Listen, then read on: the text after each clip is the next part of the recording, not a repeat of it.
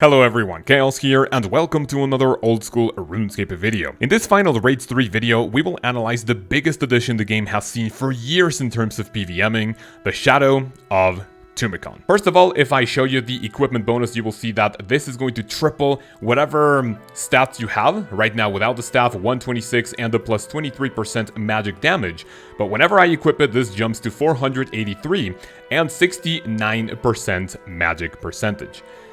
If you compare that to, let's say, a Trident and a Word of Eliteness, which is pretty much your best bet, if you don't have a Sanguinity Staff, which mine right now is lent for, obviously, the Shadow of Tumeken, I'm not that rich, you are going to have 175 and 28% magic damage. Now, obviously, if you wear it with a Slayer helmet, as I've mentioned before, you are going to get the cap of 100% damage, which is going to be absolutely disgusting. So how this video is going to work, we're going to go to those bosses, check them out. I'm only going to show you a couple of highlights, not like actual full kills, as that might be kind of boring, too long. So we're going to see the highlights, and of course we're going to start with the Tombs of a Mascot, the birthplace of the Shadow of Tumeken. So let's go in there and check out some of the bosses. But we're going to test this one out and see if there's anything to note. So yeah, let's see. First hit, that's pretty decent damage, a 66 right away, and that's not even the max hit. That is followed by a 69, and that is of course going to be another 69. Nice. So yeah, those are actually pretty big, and I kind of want to see if I can get the max hit, so I'll let you guys know if I get it. Alright, that was definitely nice. However, at the end it was a little bit inconsistent. I'm pretty sure the BGS had something to do with it. Alright, this is where I'm actually pretty excited to use the Shadow of Tumeken, and we are going to start with Akkha. In the past, I just like sat in a corner, tanked the damage, but now it's a lot better to actually just walk around, even though, oh my god, a 76 already, dear lord. I wonder what the max hit is, I mean, without any calculations or anything. One thing I forgot to mention, though, at the beginning is that the, well, I mean, you might have seen it at the, you know, at the beginning of the description or whatever, beginning of the intro, is that inside the Tombs of a Mascot, this thing is actually ×4, both accuracy and the damage, which makes it absolutely insane. So, yeah, we're gonna check out some max hit, hopefully I get it, and yeah, let's see what Akkha has to offer. Alright, so first I kind of want to try something that I saw on social media, and it's that if you go all the way to the edge of the arena, you are going to completely safe spot both the pyramid lights, whatever you call them. As you can see right now, the obelisk already at half health. Now, this is not amazing DPS so far, but this hit is going to be pretty high, 72. I'm pretty sure I've never seen that before. This is definitely paying off in the long run. How many dead so far? I think we have like 6 or 7? A million? Yeah, but 2 of them with these. 87, by the way. Dude, I get so 95, many 95 max hit. Oh 95. my god. 95 on the obelisk, dude. Okay, so far so good. I like it, of course. Better than the Sanguinity already in the first, like, literal hit. Let me go ahead and get the inventory ready for the DDS special. See if I can actually showcase it to you guys. 1, 2, 3, 4, 5. Drink this, do this one. Yeah, I am not going to hit my max hit of 46, I believe, because of the Nazi helm and the primordial boots. We're gonna do 3, 4, number 4, I can do one more and then finally do a BGS whack of 3, 2, 1, boop. Ah, that was tick perfect, absolutely insane. Alright, just took some time to organize my inventory, and right away a 53, followed by a whopping 62. Well, as you can see, this is pretty accurate to say the least. The 32, that is going to be a very, very big hit. A 67. I believe with the T-bow, I have seen max hits of up to 78, I believe, and that was a really, really quick first phase of the final fight.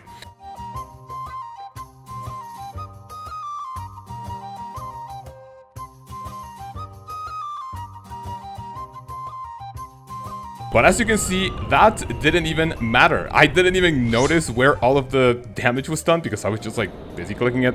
But yeah, let's go ahead and see what we got.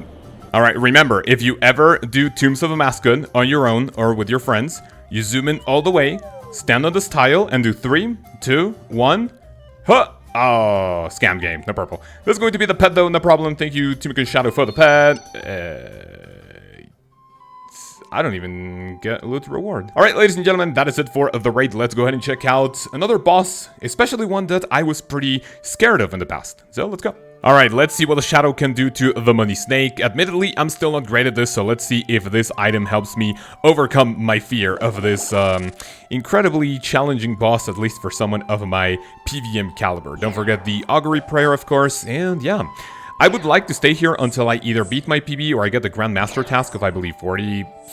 54 seconds, I think. So yeah, let's see the nice hits that we can do, and hopefully we can get some nice damage. Alright, I'm not a very patient person, and I'm not getting great RNG with magic alone, so we're gonna opt for the sweaty switches and see if I can actually get the PB that way, because in the magic phase, it's still kind of inaccurate. So GL in the chat.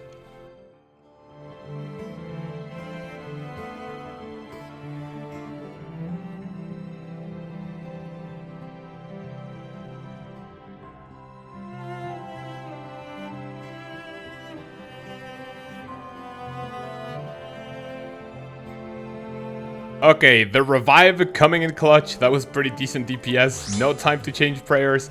But look, it only took 11 kills to get the 52nd Grandmaster Speedrunner. As you can see, this is like 54 seconds, I believe. So yeah, that one was relatively quick. Other than that, yeah, I would personally say this is not really worth it if you're gonna just camp magic. I would say Tiwo is a little better if you only have money for one big ticket item, either the Tumeken or the Twisted Bow. But yeah, next off, we are going to try some Giant Mole.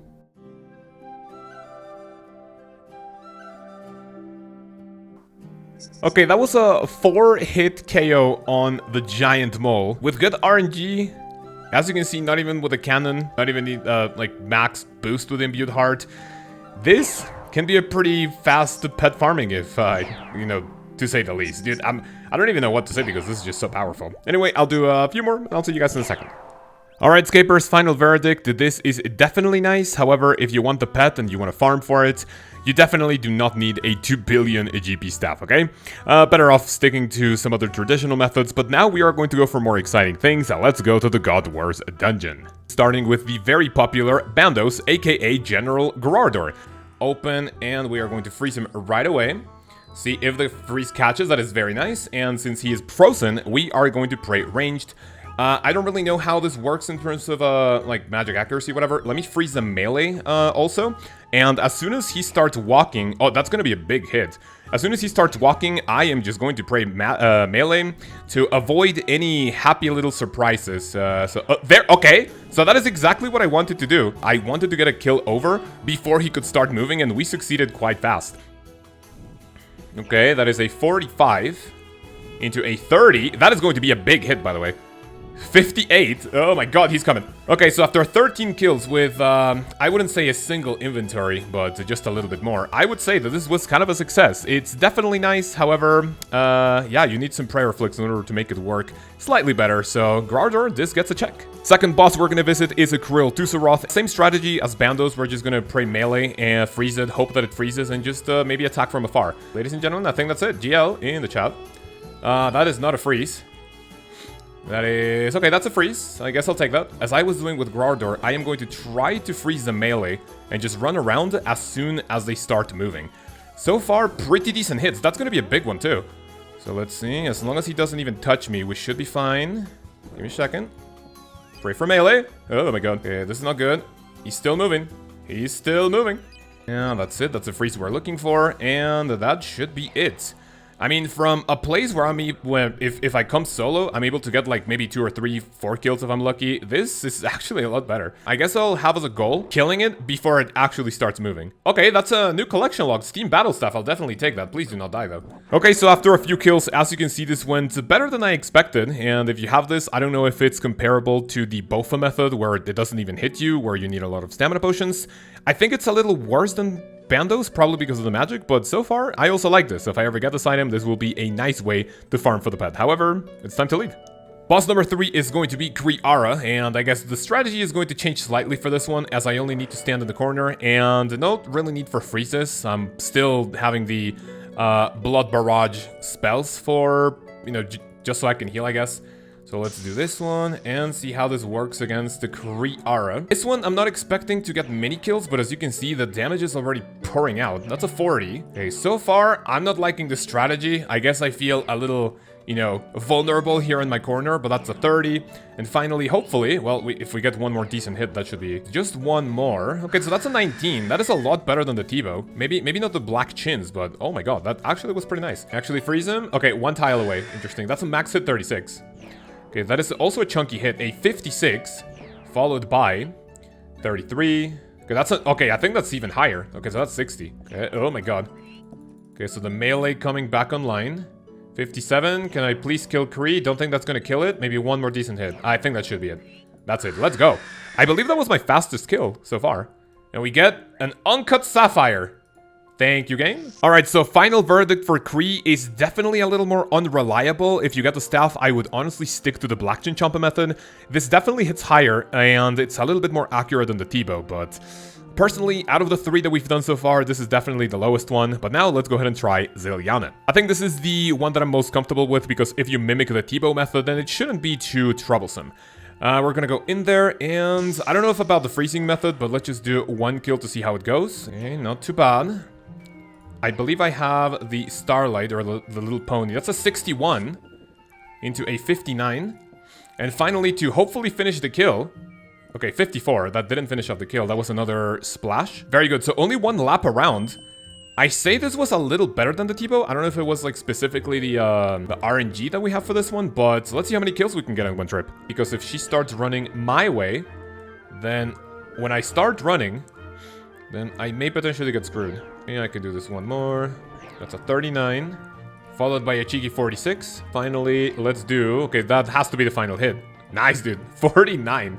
Oh, this is so disgusting. Alright, that was a really nice trip, and I noticed that I took a lot less damage. During all of that time, I only had to drink 3 doses of brew and then 1 restore. 3 sharks, and that was really good. You don't even need the stamina potions because you can just freeze Zilyana, which means that you're not really gonna move that much. My potential, unofficial, I would say tier list of the Shadow of Tumeken at the God Wars dungeon. The best one in my opinion was General Grardor. Next one, definitely Zilyana, Brill, and finally Kriara. I would personally stick to the Black Chinchompa method if you have those, and of course the T-bow or anything else that you have, okay? Now we're gonna do 3 other quick bosses to check them out, and that will be it for today. So let's go ahead and check those. I'll do the usual rotation here at Barrows and see how hard it slaps, especially at the Verak. So yeah, let's go ahead and see.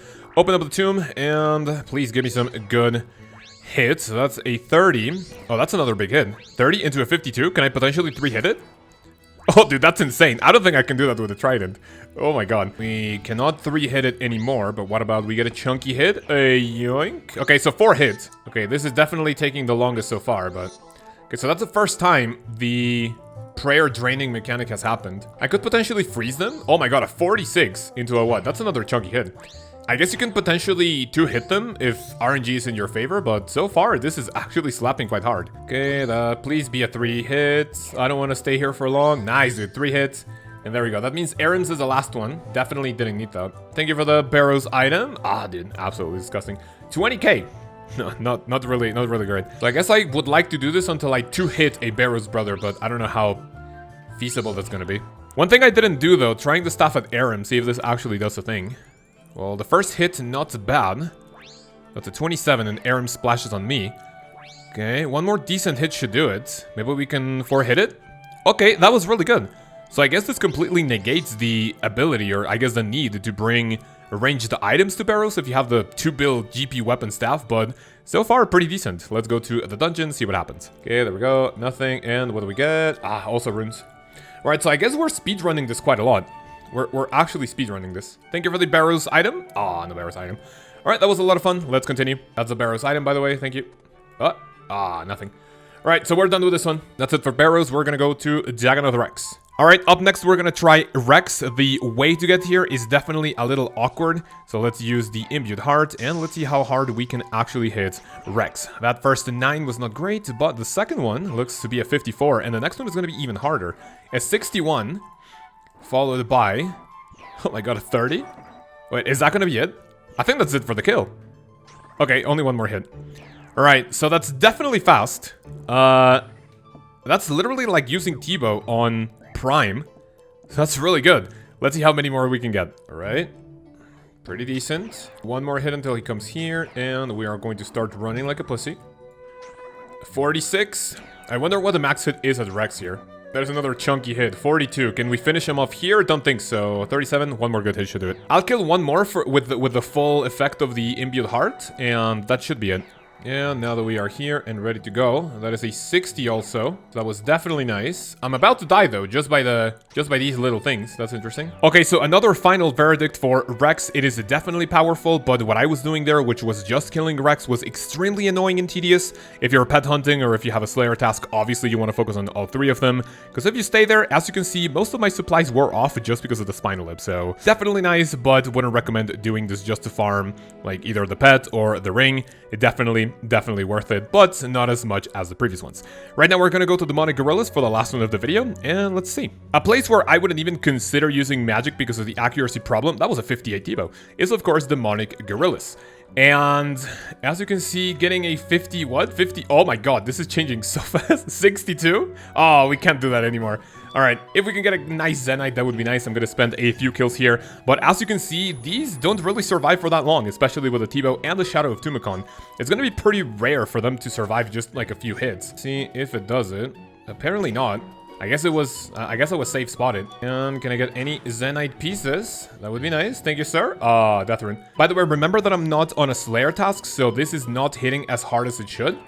And with that, like, literally 100% damage cap bonus, that is going to be absolutely insane. I guess that's a problem with these things. They're super powerful, but not as accurate as, like, maybe the Arc Light if you want to do it. How many have I killed? I've killed, like, 7? Right, the trip is not going to be that long, though. So what happens if I do this? Pray for Magician, Rigor. That is a nice one. That is not a one-hit KO. That's a 43, though. That is really good so far. Careful with the Magician attack. Okay, that kill was exceedingly fast. Did you guys see that? Rune Plate Guard, thank you. Oh, that kill was just so fast. That was kind of insane. Alright, I guess that's it for the trip. So, ladies and gentlemen, that's pretty much it for this video. I really hope you enjoyed the staff. My final verdict, overall, not really just for one boss, it is definitely a powerful item. However, for 2 billion GP as of the time of making this video, which is the 15th of September, Mexican Independence Day, coming soon, by the way. I think 2 bill is a little bit too much. If you're a mega rich player, then this item definitely makes sense for you to camp some higher bosses very efficiently. But if you want to get it just to farm a pet or something, probably not the smartest investment. That was a lot of fun, and I hope you guys had fun as well. I want to give a massive thank you to all my channel members. You guys have no idea how much your support means to me. And of course, you can go ahead and check out the memberships in the join button below. See all of the cool perks you can get from your monetary pledge in the videos, in the live streams, and of course in the Discord. So yeah, so far that's pretty much it. And this was the final video on the Tombs of a Mascot so far. And I am going to see you guys next week for our regularly scheduled uploads with the bank organization video that so many of you have been asking for. Thank you so much for watching again, and I'll see you then. A peace. Alright, do not smack me. That's a ranged attack, isn't it? Okay, careful. Okay, that's a blooper for the video, by the way. Alright, no one saw that.